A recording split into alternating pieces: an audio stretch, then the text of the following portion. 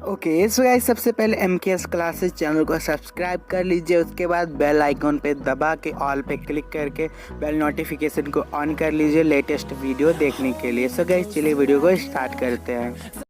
Hello दोस्तों, मैं मनीष सोनी एक बार पुनः आपके अपने प्यारे से यूट्यूब चैनल MKS क्लासेस में आपका स्वागत करते हैं। दोस्तों, आज यह वीडियो 12वीं कक्षा के लिए भौतिक विज्ञान प्रथम प्रश्न पत्र का होगा। इसके पहले हमने भौतिक विज्ञान के 12वीं कक्षा के भौतिक विज्ञान के जो हमारे पाठ्यक्रम थे प्रथम प्रश्न पत्र के, उसके बारे में हमने आपको अवगत कराया। तो आज हम लोग का यह दूसरा होगा वीडियो भौतिक विज्ञान के लिए, जिसमें से यहीं से आज हम अपने सिलेबस को स्टार्ट करेंगे। हाँ, एक चीज़ ध्यान दीजिएगा, यूपी बोर्ड वालों के लिए अब हम लोगों का सिलेबस NCERT पैटर्न हो चुका है। पहले हमारे पास NCERT पैटर्न नहीं था, लेकिन अब NCERT पैटर्न हो चुका है। अब ध्यान दीजिएगा, हमारा अगर NCERT बुक छोड़ दिया जाए तो पहले क्या था कि स्थिर वैद्युतिकी के अंतर्गत 4 चैप्टर्स थे। एक कूलाम का नियम तथा वैद्युत क्षेत्र, दूसरा गॉस का प्रमेय, तीसरा वैद्युत विभव और चौथा था संधारित्र। लेकिन NCERT का जो हमारा सिलेबस है उसमें इन 4 चैप्टर्स को 2 चैप्टर्स में ही क्या किया है भैया, रूपांतरित किया है। पहले चैप्टर में वैद्युत क्षेत्र मतलब कूलाम का नियम तथा गॉस का प्रमेय कर दिया है, और दूसरे चैप्टर में विभव और धारिता को कर दिया है। तो हम जो लेकर चलेंगे दोनों बुक्स, ठीक है ना, NCERT भी होगा और साथ ही साथ मित्तल भी होंगे, विद्या प्रकाशन होगा, अरिहंत होगा, अग्रवाल त्यागी जी का होगा, और भी किसी के पास कोई बुक है तो आप बता दीजिएगा। उसमें कहीं प्रॉब्लम कोई स्टेटमेंट में है तो मुझे कमेंट करके आप बताइएगा कि सर इसका क्या मतलब होगा। अब हम लोग चलते हैं यूनिट फर्स्ट में, जिसका नाम है इलेक्ट्रोस्टैटिक्स। हम पहले इलेक्ट्रोस्टैटिक्स के बारे में ही चर्चा करेंगे। देखिए, इलेक्ट्रोस्टैटिक्स का मतलब स्थिर वैद्युतिकी। अगर हम स्थिर वैद्युतिकी को और तोड़े तो क्या होने वाला है। स्थिर का मतलब ठहरना, और ठहरना का मतलब रुका हुआ। क्या होता भैया, रुका हुआ। और वैद्युतिकी का मतलब होता है आवेश। क्या होता है, आवेश। जहाँ कहीं भी विद्युत शब्द आएगा वहाँ क्या होगा, आवेश होगा, ठीक है ना। तो अब ध्यान दीजिएगा, यहाँ से क्या होगा, रुका हुआ आवेश।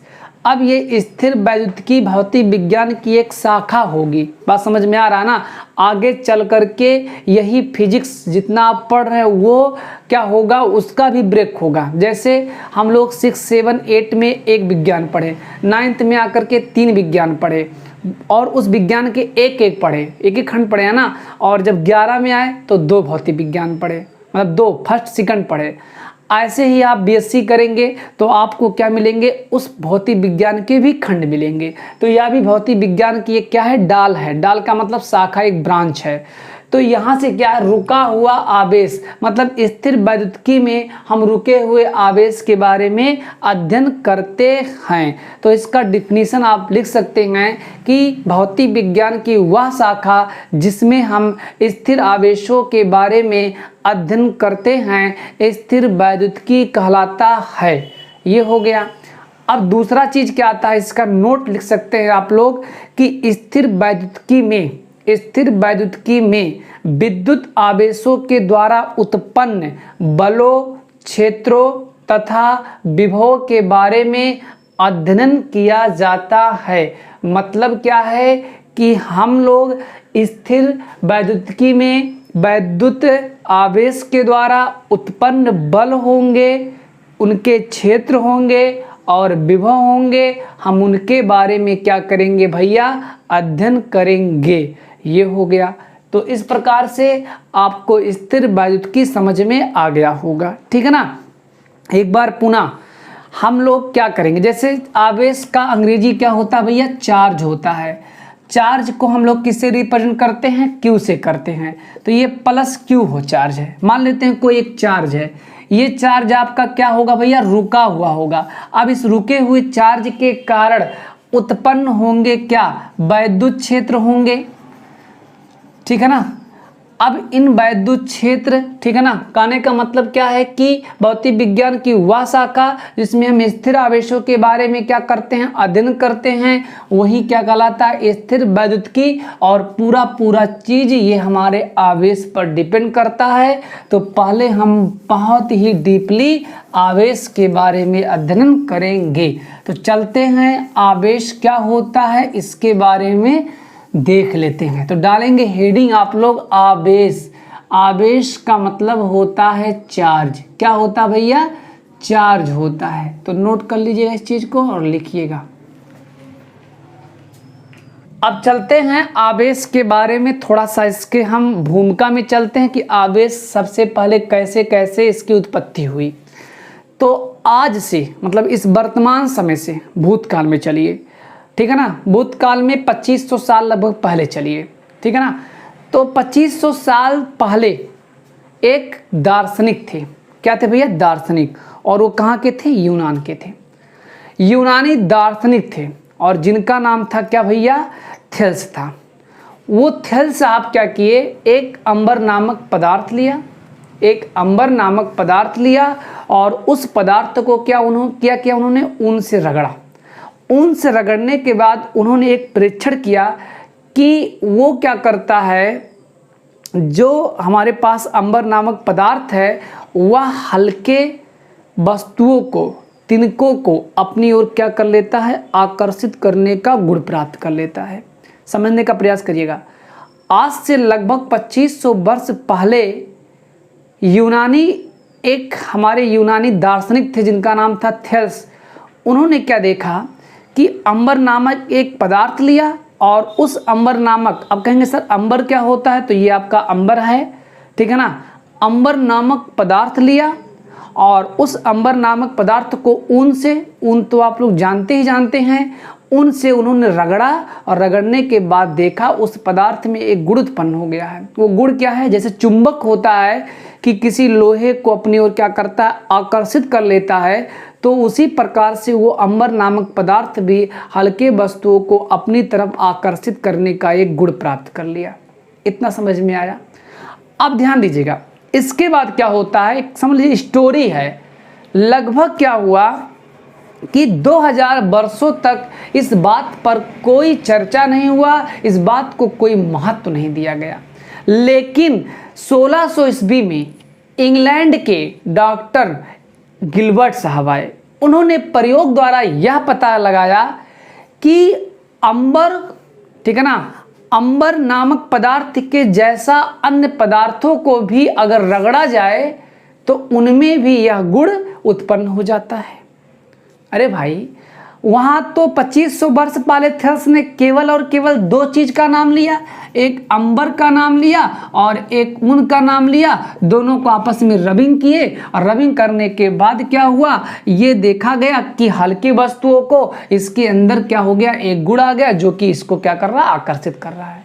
लेकिन क्या हुआ, इनका कुछ समय तक इनके स्टेटमेंट के बारे में कोई चर्चा ही नहीं हुआ। लेकिन कुछ दिन बाद लगभग सन 1600 ईस्वी में डॉक्टर गिलबर्ट साहब आए और उन्होंने कहा कि जिस प्रकार से अंबर और ऊन को रगड़ने से उनमें आकर्षित करने का गुण उत्पन्न होता है, ठीक उसी प्रकार से अन्य पदार्थों को भी अगर ऐसे रगड़ा जाए तो उनमें भी वह गुण उत्पन्न होता है।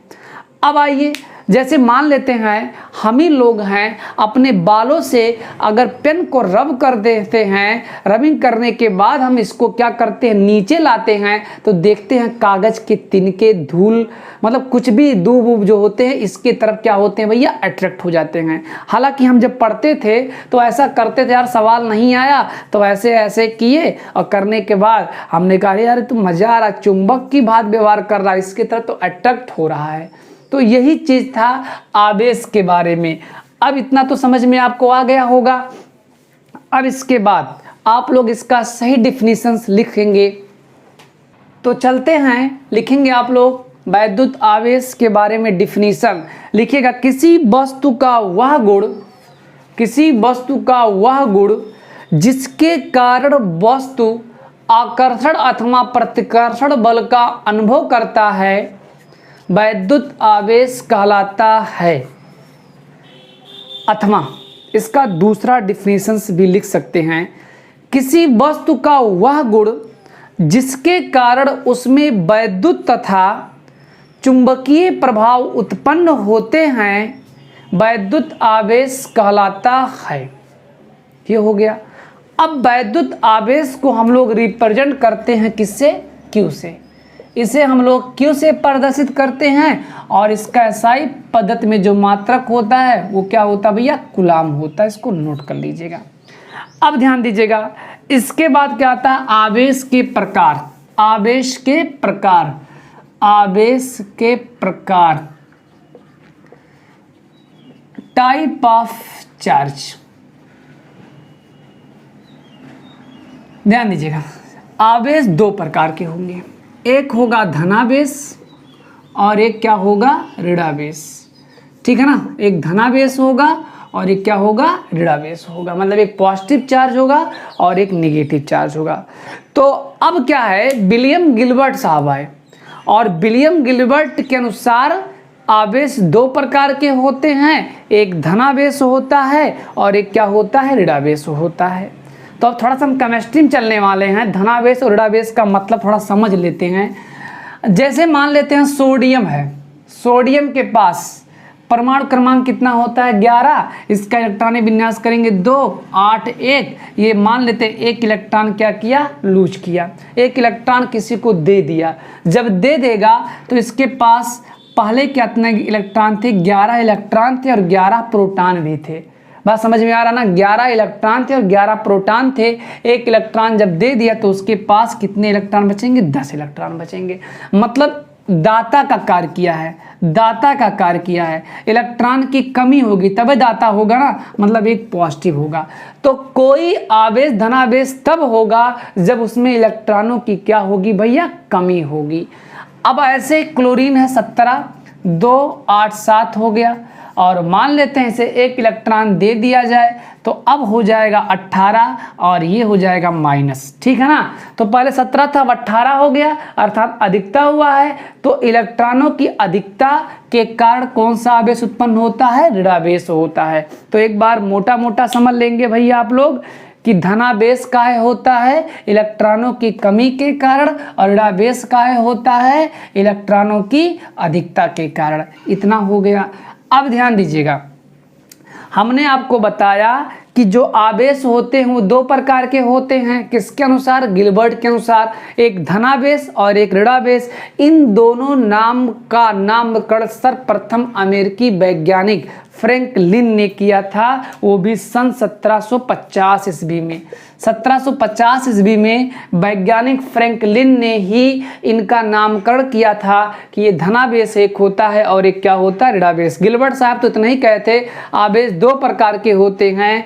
अब बात ही आया कि एक धनावेश एक ऋणावेश, इसके बारे में इनका जो नामकरण है वो सर्वप्रथम अमेरिका के एक वैज्ञानिक थे जिनका नाम था फ्रैंकलिन, और उन्होंने 1750 ईस्वी में इनका क्या किया? नामकरण किया। तो आइए लिख लेंगे आप लोग धनावेश और ऋणावेश। लिखिएगा हेडिंग आप लोग धनावेश। धनावेश मतलब पॉजिटिव चार्ज। लिख लीजिएगा आप लोग इसको। किसी पदार्थ पर इलेक्ट्रॉनों की कमी के कारण, किसी पदार्थ पर इलेक्ट्रॉनों की कमी के कारण उत्पन्न आवेश को धनावेश कहते हैं।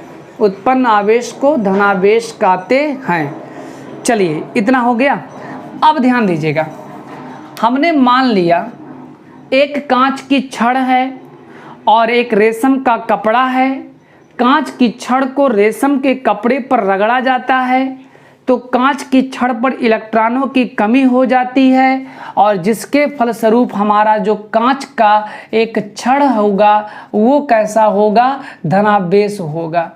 हमने कहा कि जब इलेक्ट्रॉनों की कमी होगी तो वह पदार्थ धनावेश होगा, और जब इलेक्ट्रॉनों की अधिकता होगी तो वो पदार्थ क्या होगा, आपका ऋणावेश होगा। हमने आपको बताया एक हमारे पास कांच का छड़ है और एक रेशम का कपड़ा है। हमने क्या किया, कांच की छड़ को रेशम के कपड़े से घर्षण किया तो उस दशा में क्या हो गया, कांच की छड़ पर इलेक्ट्रॉनों की कमी हुई, जिसके फलस्वरूप कांच का छड़ धनावेश हो गया और रेशम का कपड़ा क्या हो गया, आपका ऋणावेश हो गया।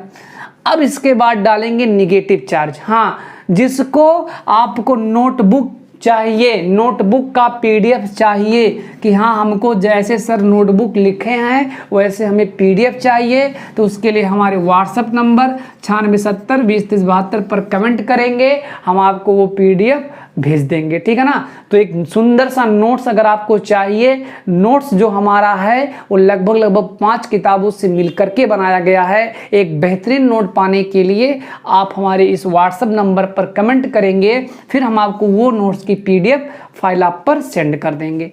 तो चलिए, धनावेश हो गया। इसके बाद आता है अगला हेडिंग, आप लोग डालेंगे क्या, negative charge.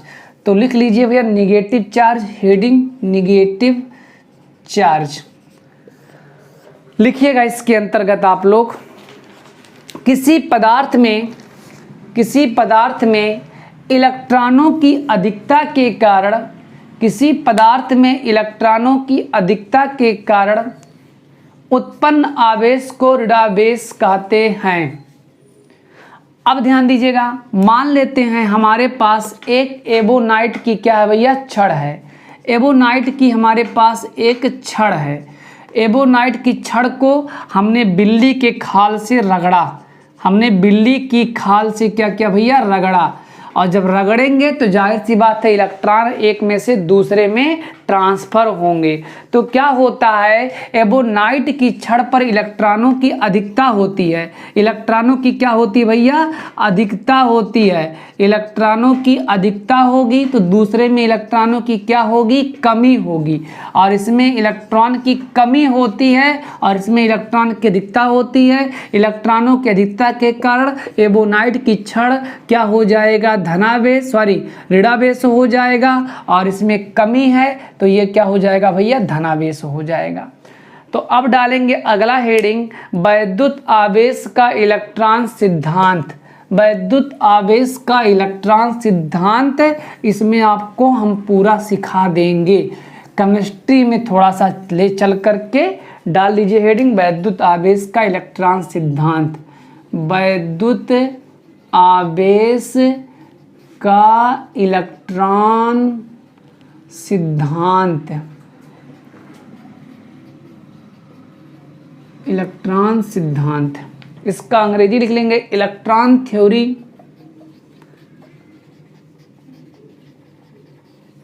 Electron theory of electric charge. चलिए भैया, बेहतरीन से इसको समझने का प्रयास करिए, इसी में आपका हर चीज़ क्लियर भी हो जाएगा।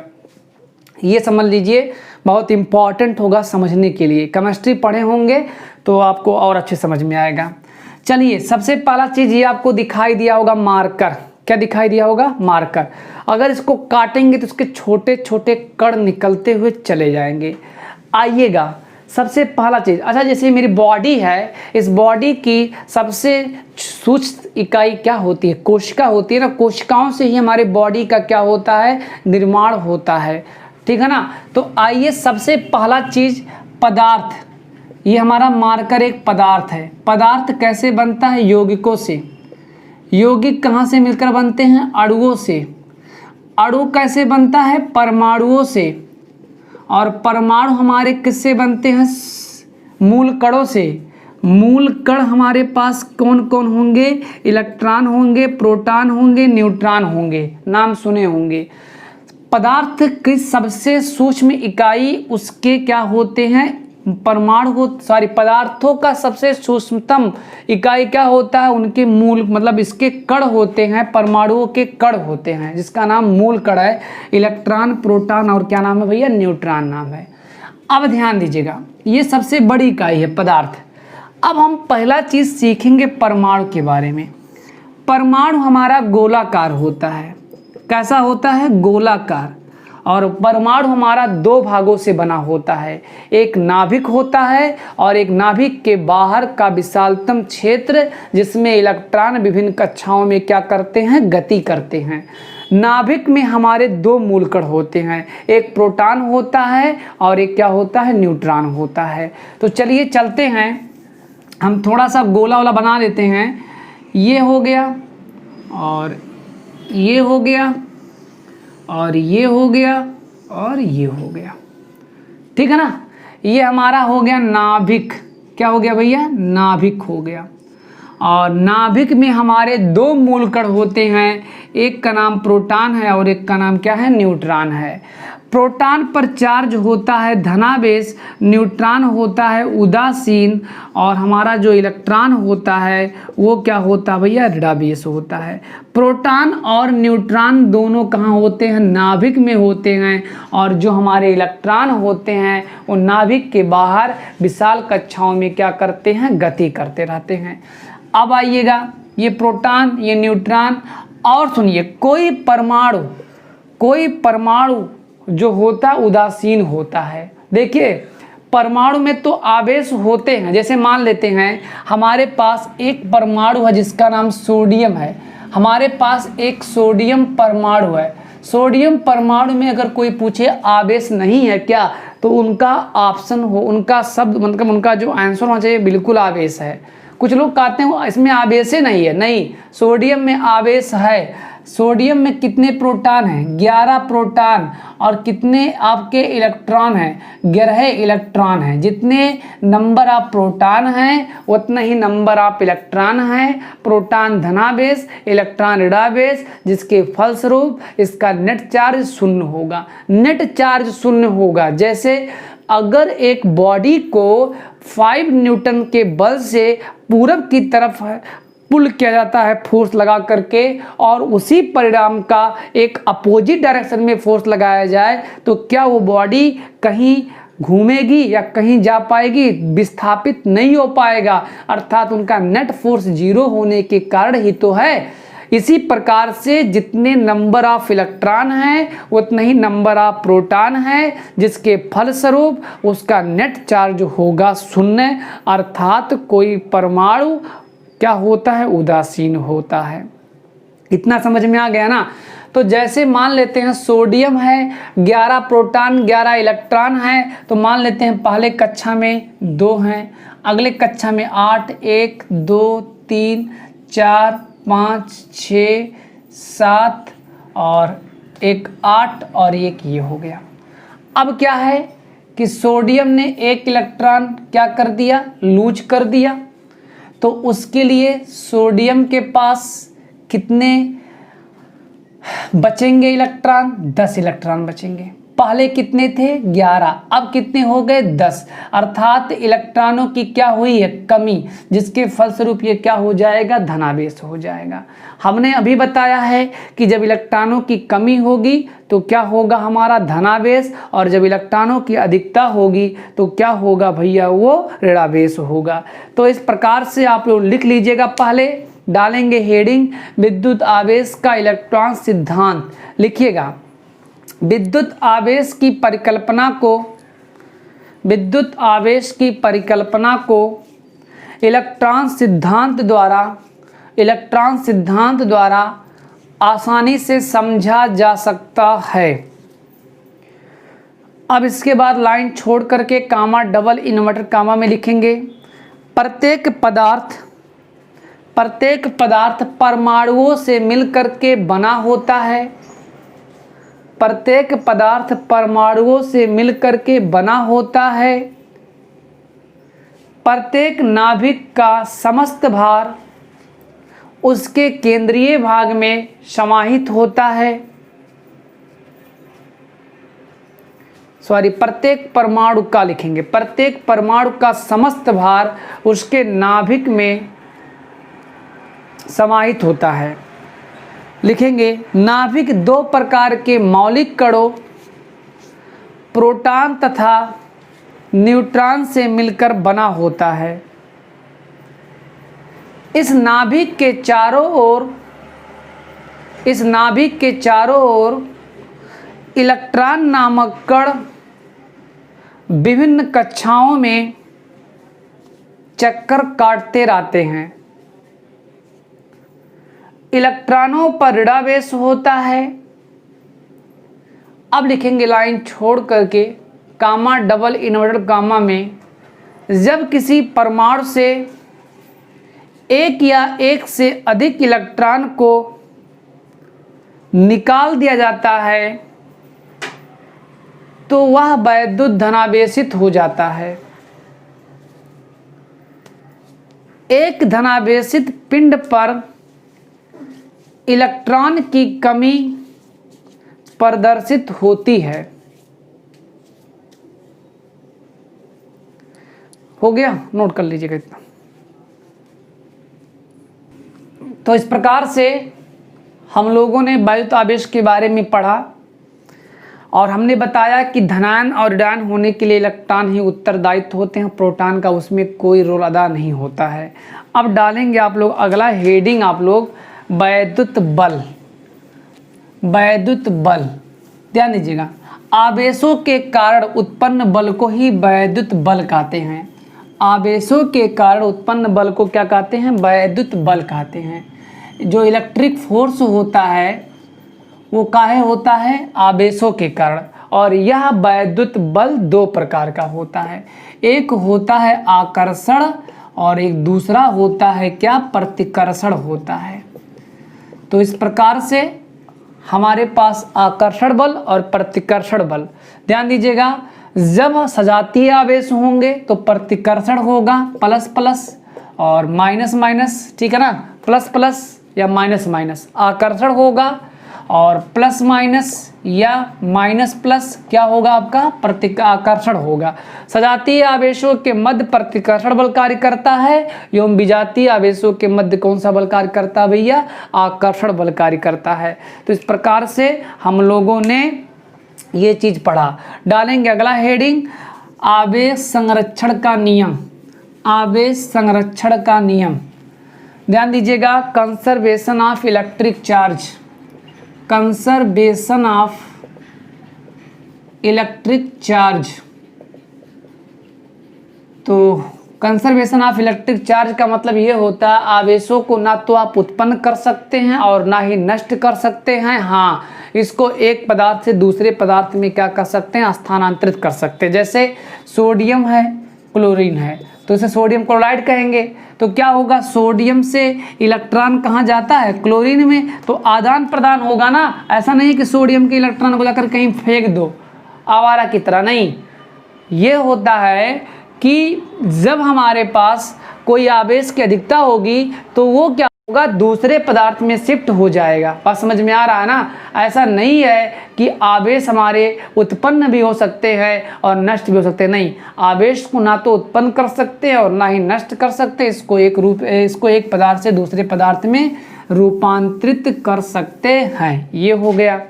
अब डालेंगे अगला हेडिंग आप लोग, आवेश की इकाई। लिखेंगे वैद्युत आवेश की इकाई। इकाई का मतलब मात्रक। ध्यान दीजिएगा, Q बराबर क्या होता है? IT होता है, हम लोगों ने पढ़ा क्लास 10th में। I का मतलब एम्पियर और T का मतलब क्या होता है? समय। समय का मतलब होता है सेकंड, एम्पियर गुणे सेकंड होता है। आवेश का मात्रक एम्पियर गुणे सेकंड होता है MKS में, और जिसे हम लोग क्या कह सकते हैं? इसे कूलाम भी कह सकते हैं, ठीक है ना। अब इसके बाद क्या होता है कि एक कूलाम बराबर लिख सकते हैं, एक कूलाम बराबर एक